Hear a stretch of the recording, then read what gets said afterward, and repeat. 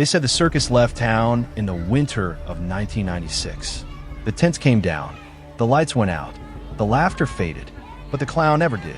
People in Hollow Creek learned early that some memories don't stay buried, especially the ones painted with smiles too wide, eyes too dark, and laughter that echoed long after the music stopped.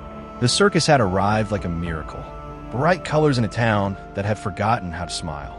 Children ran barefoot through muddy streets just to catch a glimpse of the striped tents rising near the old fairgrounds. Parents followed, tired but curious, carrying coffee in chipped mugs and secrets they never spoke aloud. And then there was him. Tall, too tall for a clown. His costume was once white, now yellowed like old teeth. The red paint around his mouth cracked when he smiled, as if his face itself was tired of pretending. He called himself Mr. Grinley. Children loved him instantly. Adults didn't. He laughed at the wrong moments. He stared a second too long, and when he waved, it felt less like a greeting and more like a promise. Emily Carter was 8 years old when she first saw him. She remembered holding her father's hand, feeling his grip tighten as the clown leaned down and whispered, "Don't blink. I move when you blink." Her father laughed it off. But that night, Emily woke up screaming. She said the clown was standing in her doorway. The disappearances started 3 days later. At first, it was a dog, then a cat, then a boy named Lucas who had followed the clown behind the tents to see a special trick. They found Lucas's shoes near the river. No body, no answers. The circus packed up early. No farewell show, no would-be parade, just empty ground and tire tracks in the mud. The town tried to move on, but Hollow Creek was never the same again. Years passed. Emily grew up. The fairgrounds turned into weeds and rusted fences. People stopped talking about the clown, not because they forgot, but because remembering hurt too much. Until the night Emily came back. She was 32 now, a journalist, broken in ways cities teach you to be broken. Her mother had died alone in the old house, and Emily returned to sell it.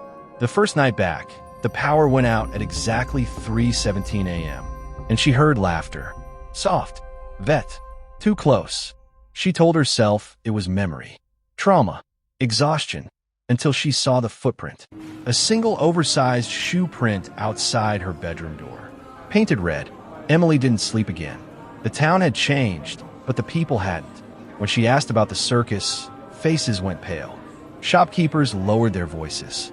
Old men stared into coffee cups like they were confessionals. One woman whispered, "He comes back when someone remembers him." That night, Emily found an old newspaper clipping hidden in her mother's belongings. Local circus worker found dead, face painted into a smile. The photo made her stomach turn. It was Mr. Grinley, or what was left of him. According to the article, the clown had been beaten to death behind the tents by a group of men after Lucas disappeared. The case was closed quietly. The town buried it, literally. But something doesn't die just because you bury it. Emily returned to the fairgrounds. The air smelled wrong. Old sugar, rushed, oat. And then she heard the music. A broken carousel tune playing from nowhere. "Emily," a voice sang. You blinked. She ran, but the clown was faster. Every mirror in town began showing him. Store windows, car reflections, even phone screens flickered with a painted smile before going black. People started vanishing again, always after someone mentioned the circus, always after someone laughed too hard. Emily realized the truth too late.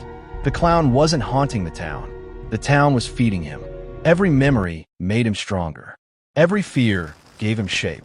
The final night, Emily stood alone at the fairgrounds with a can of gasoline and a match. She remembered every scream, every lie, every adult who looked away. Mr. Grinley appeared, his smile wider than ever. "You can't burn what never left," he said. She struck the match anyway. The flames roared. The laughter screamed. By morning, the fairgrounds were ash. Emily left Hollow Creek before sunrise. People say the curse ended, but sometimes, when a child laughs alone at night, when a mirror fogs for no reason, a red smile appears. Because the circus may leave town, the clown never does.